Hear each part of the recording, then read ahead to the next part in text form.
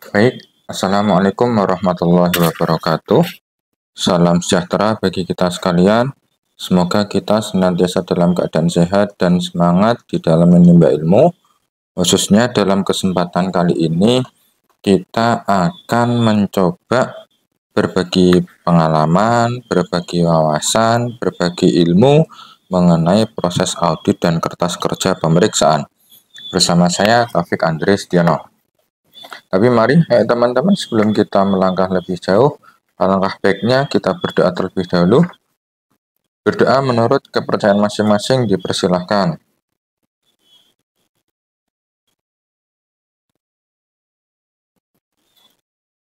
Baik, berdoa selesai. Oke, pada kesempatan kali ini kita akan berbincang-bincang tentang proses audit dan kertas kerja pemeriksaan. Oke, kita mulai dari pendahuluan, yakni proses audit merupakan urutan dari pekerjaan awal penerimaan penugasan sampai dengan penyerahan laporan audit kepada klien yang mencakup beberapa hal. Ya, jadi di dalam proses pengauditan itu kita ada beberapa tahap, ada beberapa langkah yang memang harus dikerjakan. Jadi tentunya ada sangat banyak definisi tentang audit. Di antaranya yakni suatu pemeriksaan yang dilakukan secara kritis dan sistematis oleh pihak yang independen terhadap laporan keuangan yang telah disusun oleh manajemen beserta catatan-catatan pembukuan dan bukti-bukti pendukungnya dengan tujuan untuk memberikan pendapat mengenai kewajaran laporan keuangan tersebut.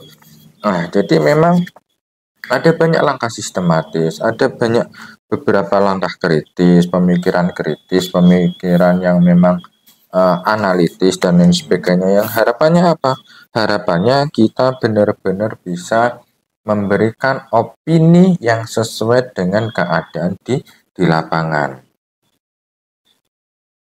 Baik, teman-teman yang saya banggakan, di antara langkah-langkah proses audit yakni yang pertama adalah perencanaan dan perencangan pendekatan audit. Lalu yang kedua, pengujian atas pengendalian dan pengujian transaksi. Yang ketiga, pelaksanaan prosedur analitis dan pengujian terinci atas saldo. Dan yang keempat adalah penyelesaian audit. Mari kita bahas satu persatu. Yang pertama, jelas kita harus merencanakan dan merancang pendekatan audit. Bagaimana caranya? Yakni yang pertama kita harus mengidentifikasi terlebih dahulu di mana kita perlu mengetahui latar belakang bidang usaha klien. Apakah bergerak di bidang industri kah, farmasi kah, peternakan kah, apalagi garmen kah, dan lain sebagainya. Jadi dari mengetahui latar belakang, terus kita juga perlu yang namanya memahami struktur pengendalian internal klien tersebut. Gitu. Jadi struktur pengendalian internalnya bagaimana? SOP-nya bagaimana, kebijakan-kebijakannya bagaimana, itu perlu kita pahami. Lalu kita juga memerlukan pengetahuan tentang sistem administrasi pembukuan. Karena di dalam audit itu memang kita lebih memfokuskan untuk mengaudit keuangan. Lalu kita perlu juga yang memerlukan informasi tentang volume bukti transaksi misalkan. Dalam sebulan itu berapa transaksi, dalam sepekan, bahkan sehari berapa transaksi kurang lebihnya. Nah, sehingga ketika sudah melakukan kunjungan kepada tempat klien tersebut, maka kita selanjutnya adalah mengajukan proposal audit. Ya, gitu. Jadi kita mencoba membuat rancangan kita mau bagaimana, berapa lama, dan apa saja yang akan kita kerjakan. Lalu yang kedua, yakni pengujian atas pengendalian dan pengujian transaksi. Yang pertama, yakni pengujian transaksi, di mana itu bermakna suatu prosedur yang dirancang untuk menguji kekeliruan atau ketidakberesan dalam bentuk uang yang mempengaruhi penyajian saldo-saldo laporan keuangan yang wajar. Adapun pengujian pengendalian yakni prosedur yang dirancang untuk memverifikasi apakah sistem pengendalian dilaksanakan sebagaimana yang telah ditetapkan. Dan yang ketiga, kita masuk kepada pelaksanaan prosedur analitis dan pengujian terinci atas saldo. Oke, prosedur analitis. Apa itu? Cakupannya apa? Jadi prosedur analitis mencakup perhitungan rasio oleh auditor untuk dibandingkan dengan rasio periode sebelumnya dan data lain yang berhubungan. Jadi, di dalam dunia audit memang diperlukan data saat ini dan data pembanding. Umumnya adalah data periode sebelumnya. Jadi periode ini dibandingkan dengan periode sebelumnya. Oh, misalkan contoh, periode ini penjualannya 10 juta. Periode kemarin berapa? Oh, periode kemarin adalah 7 juta, maka ada kenaikan 3 juta. Begitu juga dengan yang lain sebagainya. Adapun pengujian terinci atas saldo itu berfokus pada saldo akhir buku besar. Tentunya buku besar itu ada di laporan ataupun hasil akhir daripada penjumlahan transaksi-transaksi. Oh, ini tanggal sekian transaksi masuk, tanggal besok transaksi keluar, berarti dikurangi hingga nanti sampai kepada akhir. Nah, itu digunakan untuk apa? Digunakan untuk konfirmasi. Jadi nanti saldo akhir untuk tiap akun ada berapa. Lalu yang keempat yakni penyelesaian audit. Di mana di dalam penyelesaian audit ini kita akan membuat laporan audit. Dari bukti-bukti yang sudah ada, dari keterangan-keterangan yang sudah diberikan, dari hasil wawancara, dari hasil investigasi, dari hasil inspeksi dan lain sebagainya, itu kita telusuri, gitu kita analisis, baru nanti kita simpulkan. Opininya nanti mengarah kepada ke arah kemana.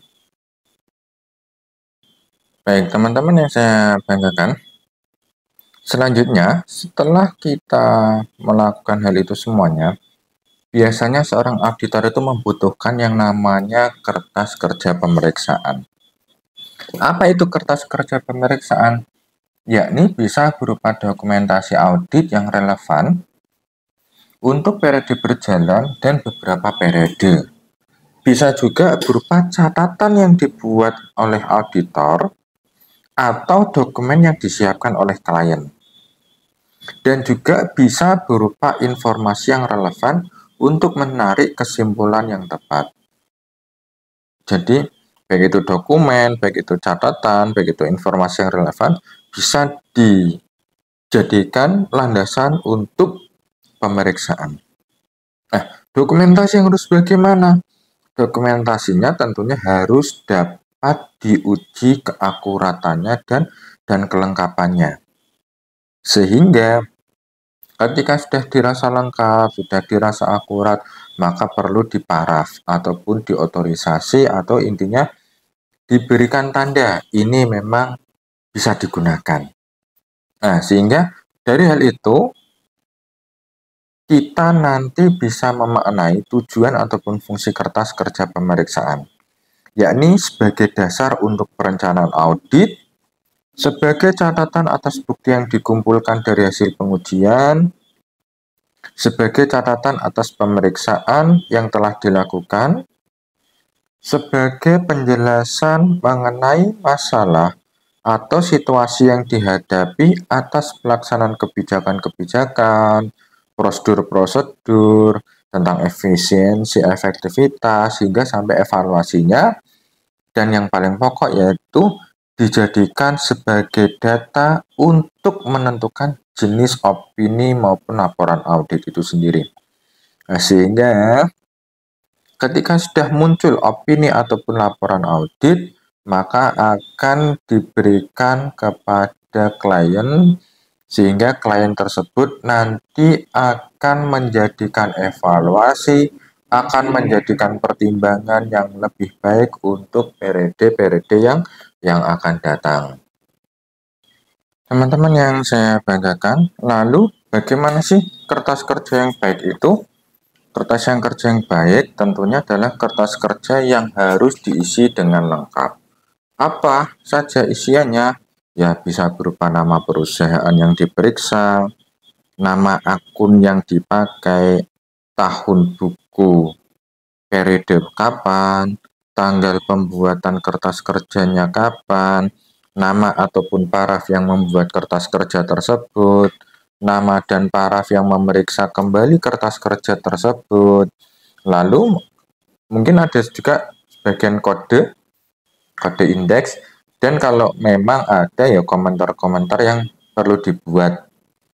Lalu selanjutnya yaitu tersusun dengan baik.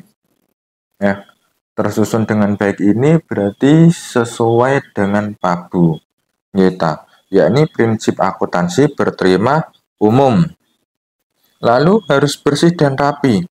Kita sangat-sangat meminimalkan adanya coretan-coretan ataupun bahasanya apa ya, peletakan yang mencong-mencong, apa itu bahasanya, intinya harus rapi, harus rapi, urut gitu, misalkan rata kanan semua, rata kiri semua, jangan sampai nanti antara jutaan dengan ribuan panjangnya sama 1 juta yang total angkanya ada 7, sedangkan ribuan total angka ada 6, itu ternyata sama, itu kurang baik juga.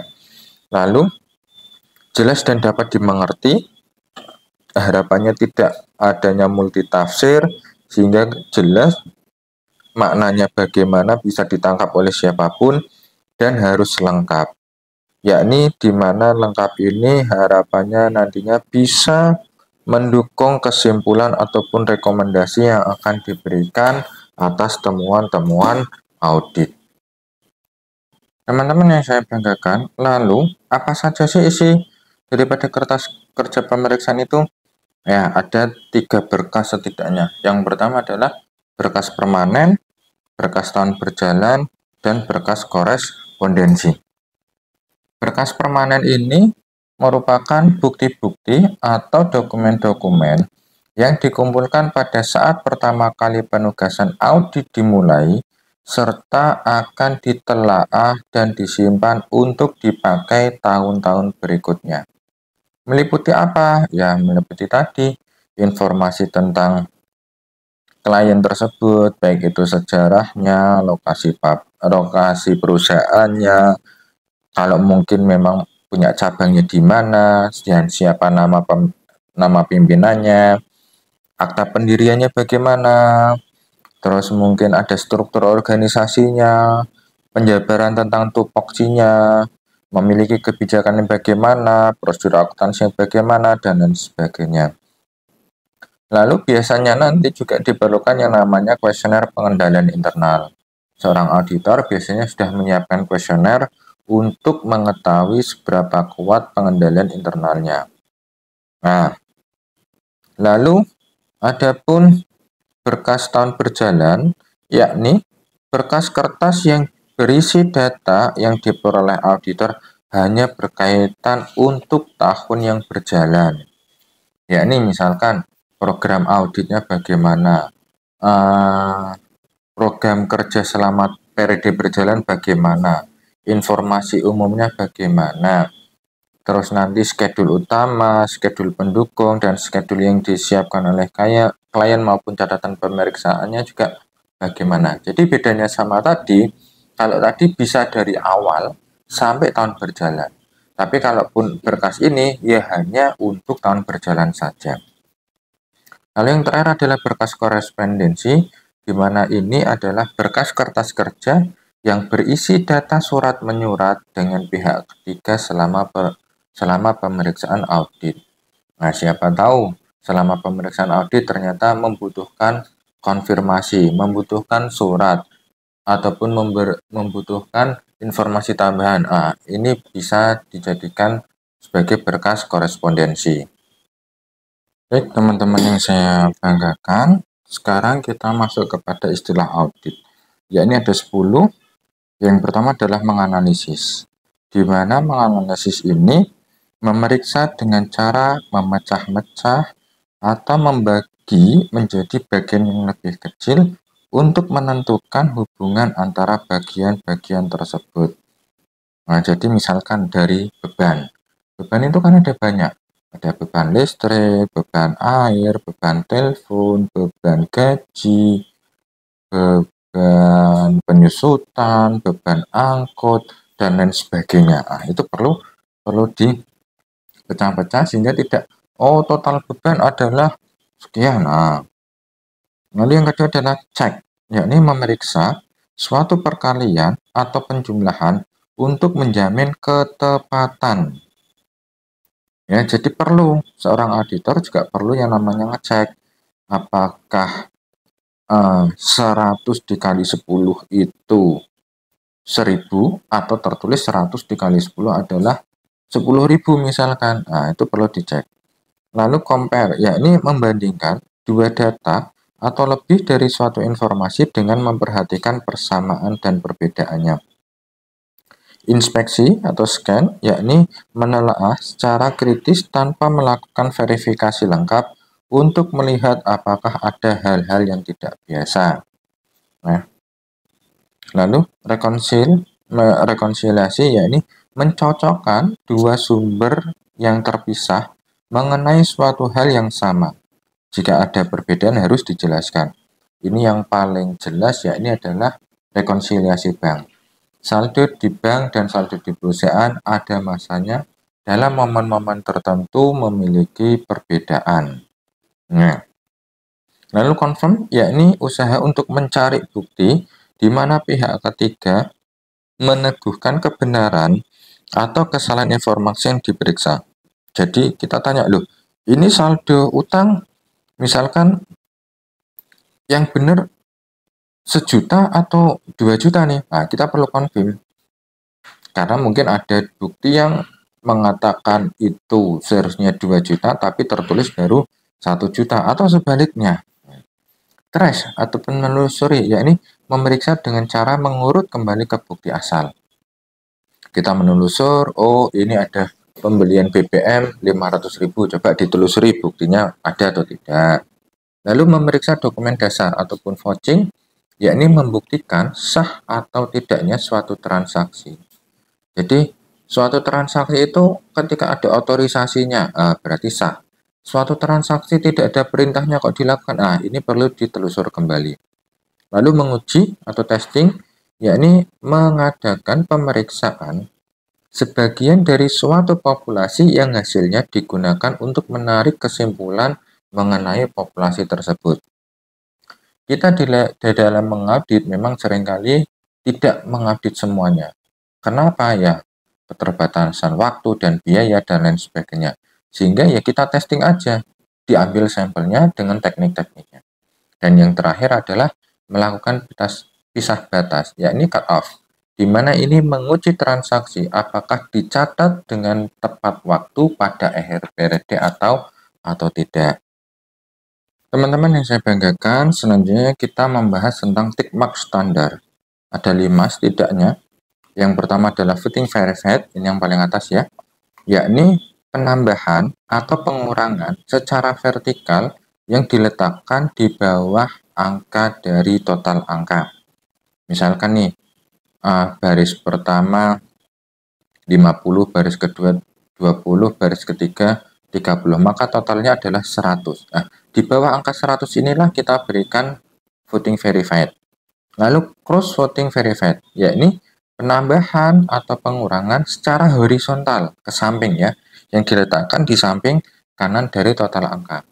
Misalkan contoh, beli nilainya 40 ditambah 20 ditambah 10 secara menyamping ya, horizontal, maka jumlahnya adalah 70. Nah, di samping kanan 70 inilah dikasih footing verified ya, yang kedua. Lalu calculation verified atau CO, yaitu perhitungan perkalian atau pembagian yang diletakkan di samping kanan hasil perhitungan. Lalu ada check against general ledger dan sub ledger, di mana dicocokkan dengan buku besar dan buku besar pembantu, diletakkan di samping kanan angka.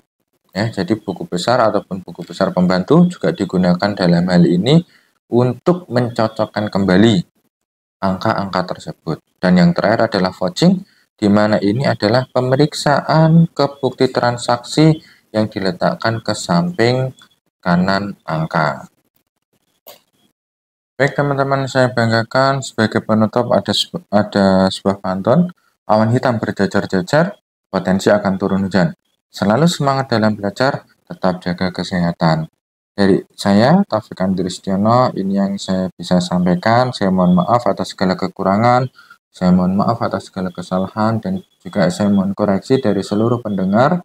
Semoga apa yang saya sampaikan ini bisa bermanfaat, khususnya bagi saya dan umumnya bagi teman-teman, bagi para pendengar, dan semoga kita bisa lebih baik lagi di kemudian waktu.